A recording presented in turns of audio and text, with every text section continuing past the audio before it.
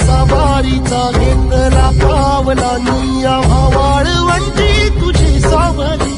गळा भेट घेण्या भीमेची निघाली तुझ्या नाम घोषात इंद्रायणी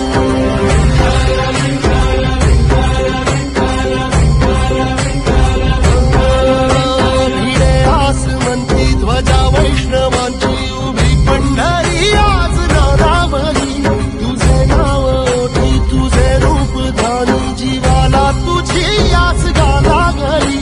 जरी बाप साऱ्या जगाचा परी